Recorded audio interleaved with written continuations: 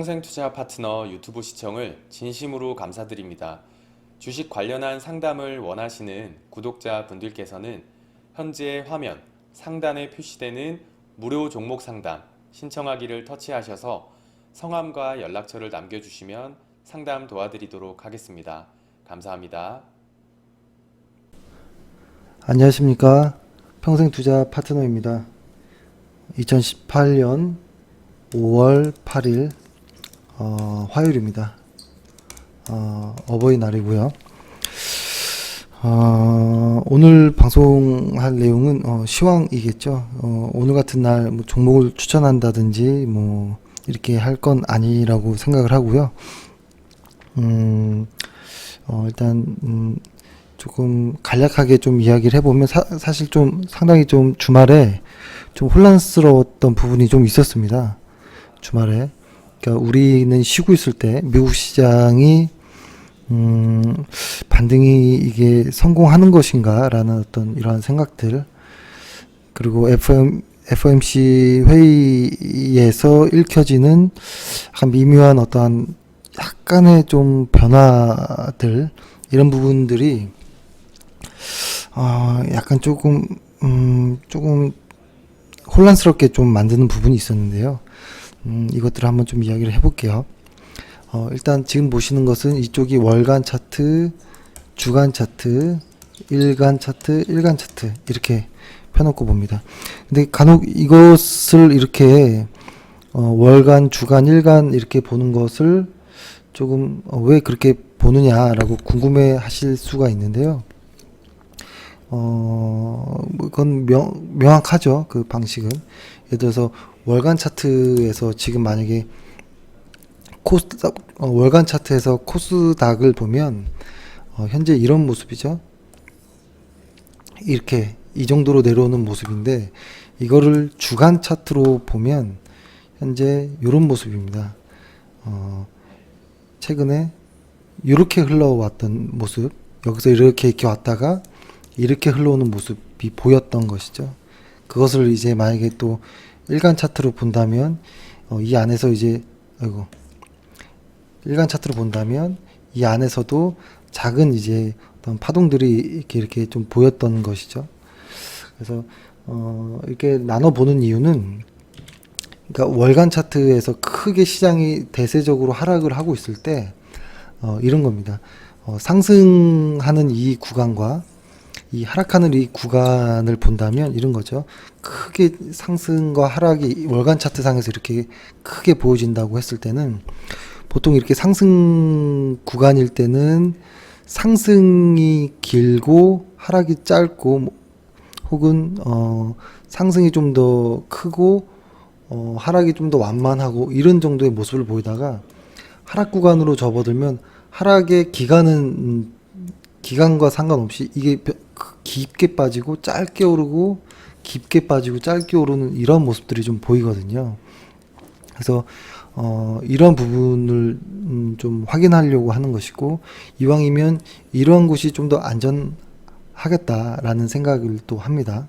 그래서 이 구간 안에서도 뭐 이런 식으로 올라갈 때 어디에서 들어갈지, 혹은 이렇게 빠진다면 여기가 지금 어디 정도일까, 이렇게 좀 나눠서 좀 보는 것이고, 지금의 구간은 일단은 시황을 먼저 보면, 코스피는 아까 말씀드렸던 것처럼 월간 차트에서는 쭉 이렇게 보면 이렇게 왔잖아요. 이 부분을 확대해 보면 이렇게 되는 거고, 주간 차트로 확대해 보면 이런 식으로 하락이 이제 전개됐던 거죠. 이제 좀 더 자세히 하다 보면 사실 이런 모습이겠죠. 근데 이렇게 되겠죠. 이렇게 지금 왔던 모습이죠. 정확히 표현하자면 코스닥은. 그리고 코스피로 보면, 코스피로 한번 표현을 해보면, 코스피는 이렇게 왔습니다. 월간 차트에서 이렇게 왔어요. 이렇게. 그렇죠? 월간 차트에서 이렇게 왔고, 그렇죠? 지금 주간 차트로는 이런 식의 방향으로 온 것으로 보입니다. 일단은. 그렇죠? 그러면 일단은 우리가 여기서 봐야 될 거는, 오늘의 이런 큰 하락이 왜였을까라고 생각하면 늦다라는 이야기를 좀 드리고 싶습니다. 그러니까 하락할 때는 특히 저번에도 많이 말씀드렸지만 시장이 상승과 하락을 크게 오가고 할 때 이렇게 금융장세, 뭐 실적장세 이렇게 많이 나누잖아요. 나눌 때 특히 요런 구간이었죠. 최근에 저희는 요런 구간에 그러니까 역금융장세라고도 표현하고 사실 이거는 의미는 없습니다. 이렇게 단어 뭐 이런 표현을 하는 것은 그냥 많은 사람들이 이런 표현을 하니까 그냥 여기를 부를 마땅한 이름이 없으니까 이렇게 찾아서 부르는 거고요. 꼭 이런 말을 쓰지 않아도 크게 상승했던 그러니까 한 2년 정도 상승했죠. 2016년도부터 해가지고 그때 상승해서 빠지고 있는 이 구간이라고 했을 때 이 구간에서는 흔히들 주가가 하락하는데 하락하는 이유를 모릅니다. 지나고 나보면 요 정도 와야 이 정도 와야지 아 이때가 이랬었구나를 알 수 있거든요. 그래서 지금의 하락의 원인을 뉴스에서 찾는다거나 혹은 실적에서 찾는다라고 생각하면은 늦습니다. 그래서 특히 요때도 그렇고요. 상승의 원인을 뉴스나 실적에서 찾으면 답이 안 나올 때가 있거든요. 요때도 역시 지금도 마찬가지예요. 그래서 상승 하락 그러니까 지금은 하락이죠. 하락의 원인을 뉴스나 실적에서는 찾기가 어려울 때가 있다. 그러다 보면 이 원인을 찾다 보면 혼란스러워지고 그러다 보면 버틴다거나 뭐 이렇게 대응해서 좀 늦어지는 경우가 있거든요. 그러면은 위험해질 수 있습니다. 특히 요런 장세는 그렇죠. 여기서는 상승의 원인을 찾다가는 상승이 미리 많이 가버리고 여기서 하락의 원인을 찾다가 하락이 깊어지고 이런 거거든요. 하지만 여기 정도에서는 조금 다른 부분이 있을 수는 있지만 그렇죠? 다른 부분이 있을 수 있지만 특히 지금과 같은 요런 장세 그렇죠? 큰 상승에서 이제 하락이 여러 번 이제 진행되어 가고 있는 그리고 하락을 좀 굳혀가는 이런 모습에서는 이유를 찾을 수 없다. 단지 우선 대응하자라는 생각으로 일단 피하자입니다. 소나기를 피하자. 그렇죠? 우리가 최근에 기술적 분석 이야기를 참 많이 했던 것 같습니다. 그렇죠? 시장이 요렇게 갔었던 작년 요맘때는 기술적 분석 이야기를 거의 드리지 않았던 것 같아요.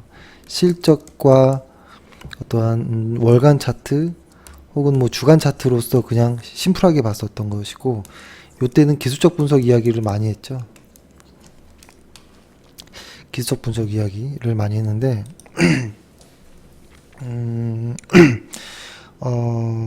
사실 뭐 많은 좀 궁금증도 있으셨을 겁니다. 왜 여기에서는 이렇게 기술적인 이야기를 많이 하느냐. 사실 그거는 좀 전에 동영상에서도 좀 많이 말씀드렸지만 이 이야기는 한번 찾아보시면 알 수 있을 것 같고 지금은 실적과 어떤 뉴스 모멘텀의 이야기로는 설명이 안 되는 부분이 많다라고만 좀 마무리를 하고요. 그래서 오늘의 하락 원인 역시도 명확하지가 않습니다. 명확하지가 않고 이것을 이유를 찾고 논리적으로 접근하기보다는 내가 나의 원칙에 들어섰다면 매도 원칙에 들어섰다면 일단은 익절이든 손절이든 해야 된다라는 생각을 합니다. 그러니까 저희도 오늘 사실 이랬었죠. 여기 지수가 여기 있다면 주간 차트로 본다면 월간 차트 그러니까 코스피가 이렇게 하락하고 있을 때 이렇게 왔잖아요. 그래서 요 당시에서 주식을 조금씩 한번 담아봤죠. 그죠? 한 30%씩 30% 정도의 비중으로 주식을 담아봤지만 저번 주부터 꺾이는 것이 좀 느껴졌고 그때부터 조금씩 물량을 시장에서 어떠한 모멘텀이 뭔가가 없다. 수급도 하나도 좋지 않고 이런 얘기를 들었고 오늘은 15% 정도 남았던 비중까지도 전량 매도를 했습니다. 일단 쉬어가자라는 이야기를 했고 저희가 기술적 분석을 하는 이유는 여러 번 좀 말씀드렸던 것 같지만 시장을 정확한 타이밍에 맞추려는 것이 아니에요. 어떠한 좋은 종목을 그러니까 실적이 좋은 종목을 지수가 우상향할 때는 타이밍과 좀 무관하게 분할 매수를 해도 어느 정도 조금 올라가는 경우가 있는데요. 지금과 같이 하락이 이렇게 내려오는 이런 구간에서는 그런 것들이 다 안 맞죠. 그래서 기술적 분석을 하는 건데요. 결론은 이 기술적 분석을 하는 것은 이겁니다. 하늘에서 이제 구름이 끼고 비가 한두 방울 정도 내렸을 때 그 한두 방울만 맞을 것이냐, 그 한두 방울이 지나가는 것인지 소나기인지 잘 헷갈릴 때 일단 한두 방울 맞고 잠깐 집으로 들어올 것이냐, 혹은 하늘 보고 있다가 소나기를 맞을 것이냐, 이 차이고, 이거를 이제 이 차이라고 보는데요. 기술적 분석이라는 건 결국엔 리스크 관리로 통합니다. 그러니까 사람들이 반대로 알고 있는 것이 기술적 분석으로 정확한 매수 타이밍으로 바닥에서 사서 꼭지에서 팔려고 한다라는 생각을 하는데요. 시장이 우상향할 때는 이 어디서 사도 다 이렇게 비슷한 수익을 이렇게 낼 수 있습니다. 아주 특별한 큰 상승 강한 종목 외에는 그 시장의 대장주들은 비슷한 흐름으로 가기 마련이거든요. 근데 이 하락하는 이 구간에서는 여기서 소나기가 한 번 오기 전에 비가 한두 방울 내렸을 때 빠져나와야 나중에 이 소나기를 피할 수 있는 거거든요. 여기서 끊어줘야지만. 그러니까 기술적 분석은 여기서 매수 타이밍을 찾는 것이 아니고 여기에서 매도 타이밍을 찾는 것이 오히려 더 중요하다. 그래서 정리하자면 기술적 분석을 최근에 많이 말씀드렸던 이유는 매도 타이밍에 대한 고민을 해보자라는 의도도 좀 있었습니다. 그렇죠? 그리고 또 이런 얘기를 합니다. 요즘에 기술적 분석 이야기를 좀 많이 드리니까 이것으로 이제 실적 안 보고 모든 걸 좀 해결하려고 하는 것도 좀 보이는데 그거는 의미가 없고요. 그거는 의미가 없고 일단 기술적 분석이라는 것을 주식을 처음 시작하는 분이라면 제 생각은 이렇습니다. 기술적 분석이라는 것을 조금 어렵거나 혹은 조금 시간이 좀 필요하죠. 반복 수달을 해야 되니까. 이러한 과정을 통해서 뭐 혹은 1년 반 정도로 해서 조금 심플한 자기만의 기술적 분석 혹은 원칙을 정해 놓은 이후에는 그것을 잊어버려도 됩니다. 잊어버리고 그 다음 시간에는 이제 기업에 대해서 공부하고 시장에 대해서 공부하고 뭐 업황에 대해서 공부하고 뭐 리포트에 대해서 찾아보고 이런 것들이 주 업무인 거고 기술적 분석은 그 다음은 잘 보진 않습니다. 잘 딱히 시간을 할애해서 공부를 하진 않습니다. 많이. 그러니까 기술적 분석이라는 게 매일매일 공부를 해야 되는 뭐 이렇다라기보다 무언가 이렇게 매일 공부해서 자기만의 무언가를 탁 만들 수는 있겠지만 사실 기술적 분석이라는 것은 하나의 원칙을 만드는 과정인 것밖에 없습니다. 예를 들어서 예전에는 뭐 4일, 뭐 19일, 뭐 38일 이동평균선을 쓰는 케이스도 많았거든요. 그렇죠? 뭐 여러 가지가 있습니다. 뭐 4일, 17일 쓸 수도 있고. 근데 그러면서 그거 어떠한 뭐 이게 세 개가 뭐 다 뭐 4일, 뭐 9일, 17일 이렇게도 예전에 썼었고요. 이 세 개의 이평선이 다 우상향할 때만 매수 가다가 첫 번째 게 잠깐 꺾일 때 추가 매수, 뭐 두 개가 꺾이면 매도, 뭐 이런 식으로 지금 생각해 보면 좀 이상할 수도 있는데 어떠한 기술적 분석이라는 것은 자기만의 어떤 매수 매도 원칙을 만드는 것 그 하나인 것입니다. 이유는 그 이외에는 없어요. 거기에 의미를 부여할 필요도 없고, 그렇죠? 그래서 일단 기술적 분석이라는 것은 빨리 공부를 해놓고 잊어버린다는 표현은 그렇지만 더 이상 시간에 할애할 필요는 없다. 기술적 분석에. 그래서 기술적 분석을 주식을 하는 사람이라면 한 번은 극복해 가야 하는 과정입니다. 그렇죠? 그리고 어렵게 공부할수록 저는 더 좋다고 봅니다. 이왕이면 뭐 어떤 보조지표를 만드는 수식도 직접 계산해서 한번 그려보는 것까지 해볼 때가 가장 좋거든요. 그리고 코스피도 직접 한번 제가 그려보자 라고 했잖아요. 지수도. 그것처럼 기초 분석은 좀 어렵게 공부해서 난이도를 좀 높게까지 공부한 다음에 그 다음에 손을 딱 놓고 시간 할애를 더 이상 하지 않고 그 다음부터는 내가 사는 일일 종목들, 개별 종목들을 계속 연구하고 공부하고 하다 보면 이것이 한 해, 두 해 이렇게 넘어가면 이 종목들이 계속 반복되거든요. 주기마다 또 나오고 하다 보니까 그 다음에는 기본적 분석도 시간이 많이 좀 줄어듭니다.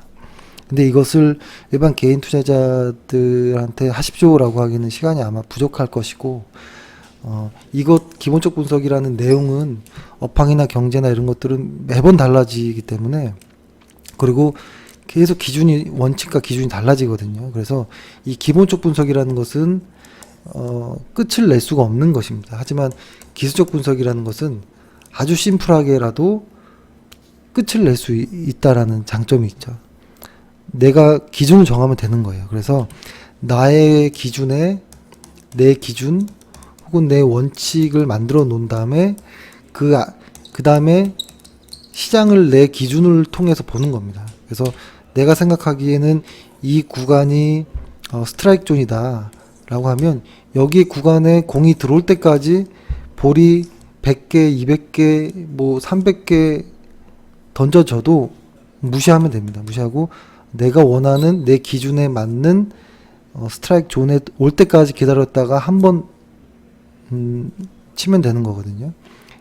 주식은 아웃이 없잖아요. 그 포볼이 없잖아요. 그렇기 때문에 기술적 분석이 조금 뭐 귀찮고 눈도 아프고 하실 수 있겠지만 하실 수 있는 분이라면 일단 기술적 분석을 미리 떼고 그 다음부터는 이제 종목만 공부해도 어떨까라는 생각을 합니다. 일단 갑자기 이 내용이 좀 길어졌네요. 그리고 사실 코스피를 보면 이렇게 보니까 좀 어지럽죠. 심플한 일간 차트로 좀 보면 저희가 2,500포인트를 좀 기준점으로 잡았었잖아요.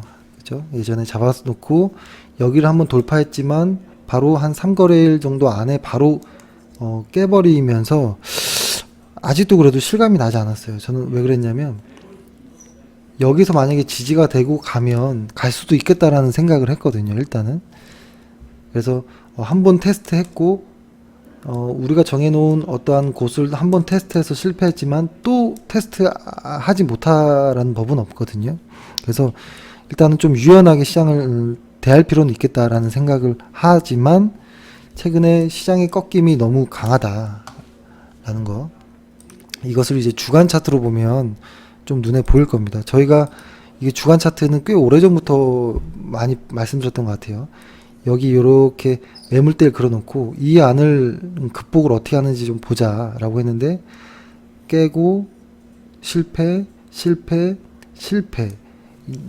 너무 많이 실패가 나왔고 오실레이터까지 이제 약세 전환이 시작된 거 보면, 그리고 거래량이 증가하는 게 너무 많아요. 하락 거래량이 주간 차트에서 보통 주간 차트에서 강한 하락과 거래량을 동반하는 것들이 이렇게 딱 합쳐지면 그런 게 한 두 개만 나와도 꽤 많이 하락을 진행하거든요. 근데 벌써 한 3개 정도가 나온 것 같아요.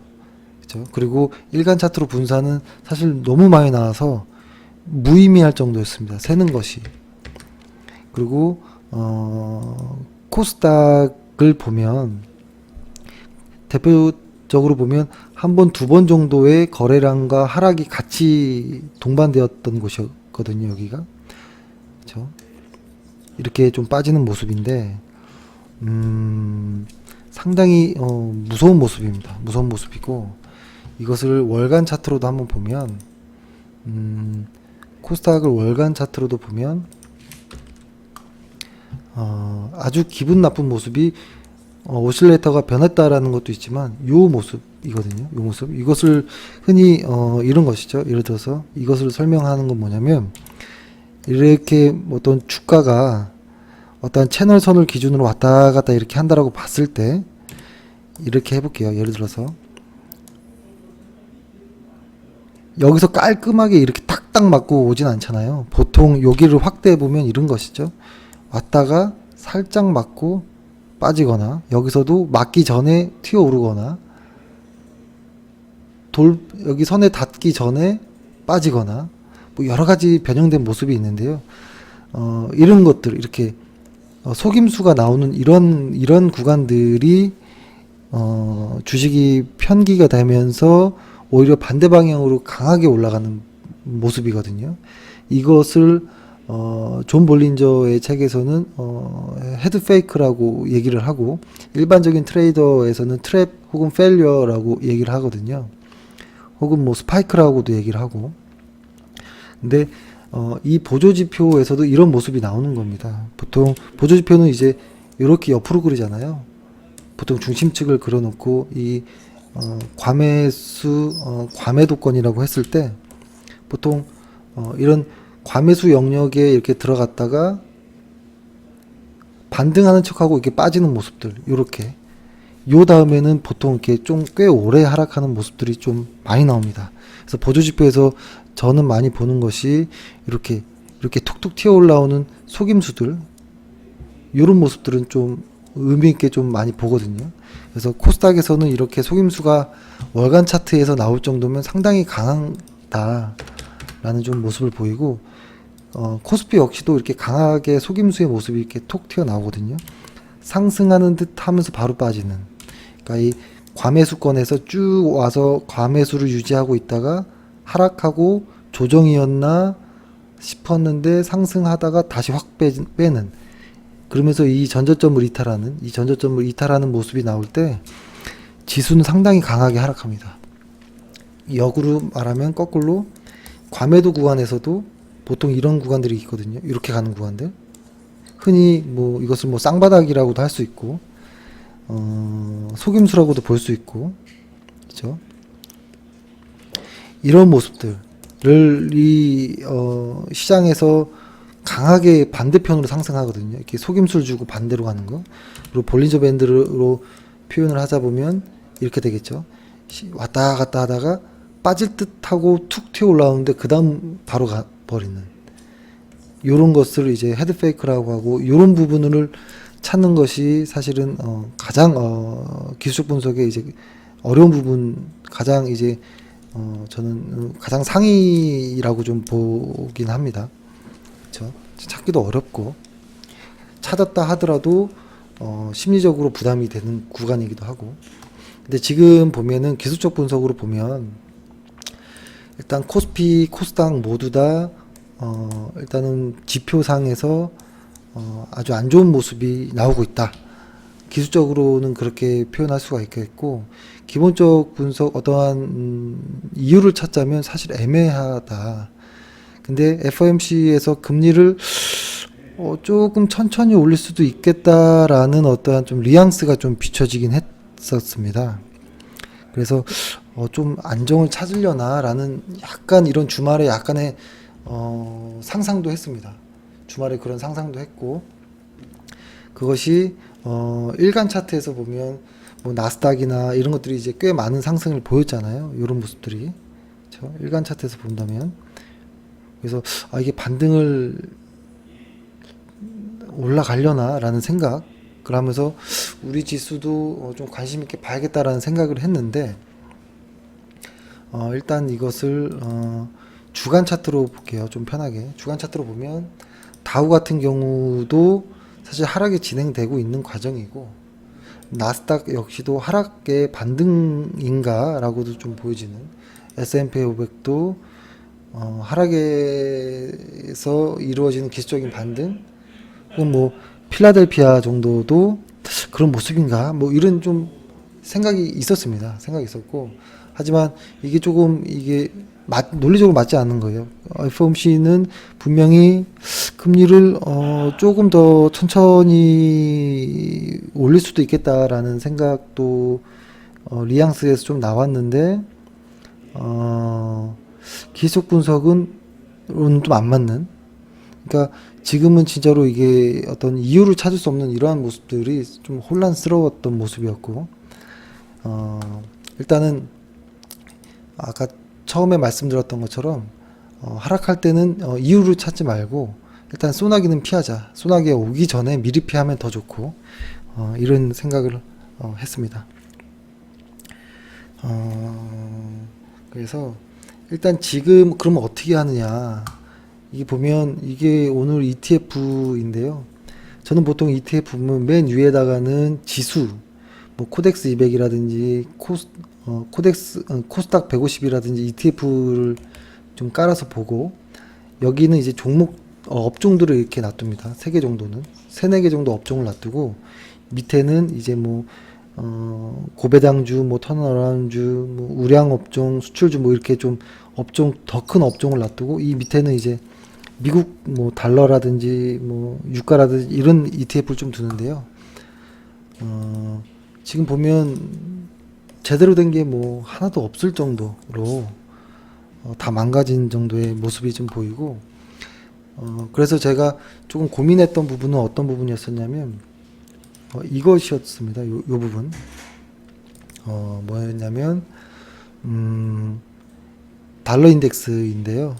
달러 인덱스가 이것이 지수는 하락, 그 다음에 지표는 상승. 많이 이야기 들어보셨죠? 상승, 다이버전스가 나오는 것인가라는 생각, 그죠? 근데 보면 상승 다이버전스가 나온 것이죠. 그렇다면 여기에서 일시적으로 약간의 반등성으로 상승도 보일 수 있겠다. 그렇다면 지수는 일단 조정이 올 수도 있겠다라는 좀 생각을 합니다. 왜냐하면 그렇다고 달러 인덱스가 지금 갑자기 상승세가 아주 강하게 나온다라고는 보기는 어렵지만 완만한 상승세도 나올 수 있겠다라는 생각을 합니다. 이 달러 인덱스를 보는 이유는 신흥국보다 미국 경제가 좋다라는 것이잖아요. 달러 인덱스가 상승한다라는 것은, 그렇죠? 이것이죠. 그러니까 달러의 가치가 상승한다라는 것은 달러를 제외한 달러로 살 수 있는 모든 것들의 가치는 하락한다라고 보는 거예요. 그 하락하는 자산 중에는 주식과 부동산 뭐 여러 가지가 포함되는 겁니다. 그죠? 그래서 달러 가치가 상승할 때 반대편에 있는 것들은 하락할 가능성이 매우 높다라는 것이고, 근데 최근에 이렇게 달러가 상승한다라는 것은 보면 그 IMF의 그 GDP 예상 GDP들을 보면 미국을 뺀 신흥국들은 전부 다 하향되거나 유지되거나 있고, 미국만 2018년도에 좋게 나왔었잖아요. 그렇죠? 그러니까 이게 신흥국 쪽에서부터 시작된 것일 수도 있겠다라는 생각도 듭니다. 벌써 그렇죠. 브라질이라든지 이런 쪽은 벌써 급등하기 시작했죠. 달러 환율이. 근데 그간에 이제 미국의 금리 인상도 있고, 그렇죠. 금리 인상도 불구하고 좀 특이했던 게 있었어요. 그렇죠. 미국의 금리 인상이라는 부분이 있고 한데도 달러 약세가 유지됐었죠. 그게 조금, 그죠? 달러 약세가 좀 계속 이렇게 달러 약세가 이렇게 유지되고 있었잖아요. 그게 조금 의아했지만 아무튼 그것으로 인해서 신흥국에서 자금이 유출되지는 않았던 것 같아요. 근데 반대로 이제는 달러가 강세로 돌아선다면 신흥국의 자산 회피 심리가 이제 발동할 가능성이 높고, 그것은 시장은 상승에서 이제 하락으로 전환될 가능성이 매우 높다라는 것입니다. 이것을 하나 보면 그나마 근데 한국은 좀 버텼습니다. 이거를 좀 보면 어떻게 버텼냐면 그냥 꾸역꾸역 버텨진 것 같아요. 한국은 보면은 여기 한국만 조금 약했고 지금 러시아라든지 브라질은 상당히 많이 환율이 이제 급등했거든요. 그러니까 한국이라는 지금 대북 어떤 해빙 무드로 인해서 조금 안정적인 것이지 다른 신흥국은 시작이 됐다, 이미 시작됐다라고 좀 보여집니다. 그래서 이것이 소나기가 내리기 전에 한두 방울 그냥 먹구름 혹은 지나가는 비인지 알 수는 없습니다. 아직은 알 수는 없지만 일단은 만약에 소나기면 어떡하느냐라는 생각에 일단 저희는 포트폴리오를 전부 전량 매도를 했고 일단 피해보자라는 거였고 여기 보면 미국 빼고는 전부 다 이제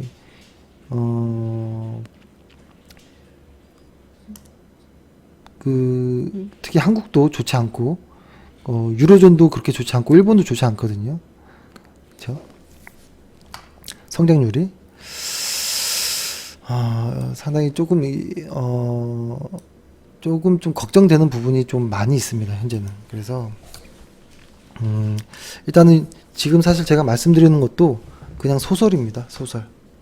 제가 생각하는 어떠한 소설이고, 그러니까 소설인 것뿐이고, 이것이 시장은 내일 갑자기 기술적이든 뭐든 반등을 해서 다시 또 올라갈 수도 있지만, 그렇죠? 일단은 큰 흐름에서 월간 차트에서 흐름이 이렇게 꺾여지고 있을 때 주간 차트에서 이렇게 흘러내리고 있는 이런 과정, 거기서 일간 차트에서 작게 왔다 갔다 이런 모습들 있죠. 작게 올라갔다 내려갔다 이런 모습들에 현혹되지 말고 일단 큰 흐름은 하락 추세라는 것을 이제는 좀 인정을 해야 되지 않느냐 라는 생각을 합니다. 그리고 최근에도 저희도 보면 트레이딩을 하다 보면 평소와 같은 방식으로 매수를 했는데도 자꾸 매도가 나오고 뭔가 편하지 않는 어떤 트레이딩 결과가 나왔다라는 것은 시장이 진짜 약하구나라는 걸 느껴야 됩니다. 왜냐하면 저희의 트레이딩 방식은 상승장에서 강한 놈을 매수하는 거잖아요. 이런 것이죠. 상승장에서 주식이 이렇게 올라갈 때 어디서든 만약에 매수가 들어간다면 일정 부분의 어떠한 이 각도 때문에 수익 구간이 존재하잖아요. 근데 하락 구간에서는 같은 원칙으로 매수를 하게 되면 이게 수익이 잘 안 나오는 구간이 많습니다. 하락 구간에서는. 혹은 여기서 매수하면 거의 같은 포지션에서 매도가 되고 이런 구간들이 많거든요. 그러니까 이것을 트레이딩이 잘못됐다라고 생각할 수도 있지만 트레이딩이 과거에 충분한 검토를 해서 우상향하는 시장에서 잘 맞았다면 우하향하는 시장에서 안 맞는 게 정상인 것이고, 그렇다면 시장은 약세다라고 보는 것이 좋습니다. 다시 한번 해보면 하향할 때 같은 원칙에서 매수를 해도 매도가 비슷한 가격에 올 때가 많거든요. 매도. 근데 상승장에서는 매수를 하면 매도를 해도 수익이 나거든요. 이렇게 매수를 해도 수익이 나는. 그래서 지금은 좀 어려운 구간인 거는 확실한 것 같습니다. 그래서 한번 시장을 다시 정리해 보면 일단 코스피가 미국 시장의 어떤 금리를 천천히 올린다라는 어떤 미묘한 뉘앙스가 소설의 하나이긴 하지만 약간 읽히긴 했다. 다만 미국 시장은 그런다 할지라도 지금 신흥국 시장부터 환율이 움직이고 있는 것이 심상치 않다.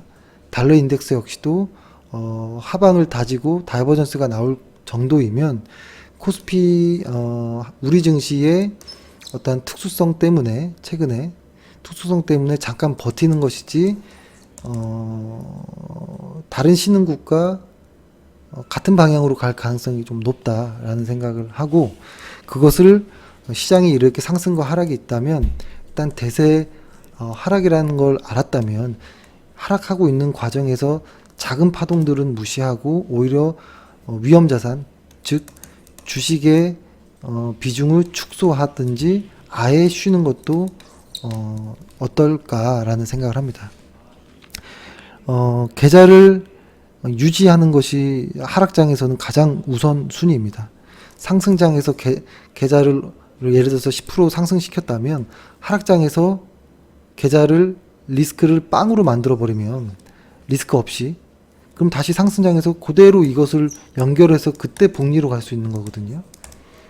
근데 상승 하락을 계속 플러스 10, 마이너스 10, 플러스 10, 마이너스 10 이렇게 계좌를 운영하게 되면 그때 한번 계산기로 보여드렸던 것처럼 계좌는 반토막 납니다. 금세 반토막 나거든요. 알게 모르게. 그래서 그런 부분을 유의하면서 지금은 하락장이고 매도의 이유를 논리적으로 찾는 것은 오히려 위험할 수 있다. 비 한두 방울이 소나기인지 아닌지 모르겠지만 일단 비 한두 방울 맞았을 때 안전하게 좀 피했는 것도 괜찮겠다. 그리고 비가 올 때는 아무리 우산을 바꿔 쓰고 뭐 이렇게 한다 하더라도 비는 맞습니다. 아예 집에서 안 나가는 것이 가장 좋을 때가 있고, 마지막으로 말씀드릴 거는 지금 시장에서 그래도 하나 딱 남아있는 어떠한 업종은 MLCC 쪽밖에 없는 것 같아요. 아이고, MLCC 쪽. 삼성 전기, 사막 콘덴서, 대주전자 제로 쪽인데요. 이거 역시도 시장과 무관하진 않을 겁니다. 그래서 좋은 업종도 아직 남아있는 것 같은 몇 개의 종목도 있긴 한데요. 그것도 역시도 변동성이 커질 수 있다라는 것을 유의하시기를 좀 바라겠고요. 요 정도로 오늘 좀 마무리를 좀 해야 될 것 같네요. MLCC 쪽이 남아있지만 이거 역시도 시장이 하락할 땐 변동성이 매우 커질 수 있다라는 거 하나 있고, 네, 일단 오늘은 뭐 이 정도로 해서 마무리를 하겠습니다. 예, 오늘 하루 고생 많으셨고요. 예, 내일 또 뵙겠습니다. 감사합니다. 평생투자 파트너 유튜브 시청을 진심으로 감사드립니다. 영상 보시기 전에 안내 말씀 하나 드리겠는데요. 주식 종목이나 앞으로 주식을 어떻게 해 나아가야 할지 고민이 많으신 분들은요, 언제든지 저희 대표번호 1588-5380 번호 있잖아요. 네, 이쪽으로 연락을 주시면은 저희가 성심성의껏 상담 드리도록 하겠습니다. 아니시면은 저희 평생투자 파트너 홈페이지 접속을 하셔가지고요, 그 오른쪽 상단에 여기 무료 체험 신청 버튼 눌러주시고 요 아래쪽에 성함과 연락처 남겨주시면은 저희가 또 상담 순차적으로 드리도록 하겠습니다. 감사합니다.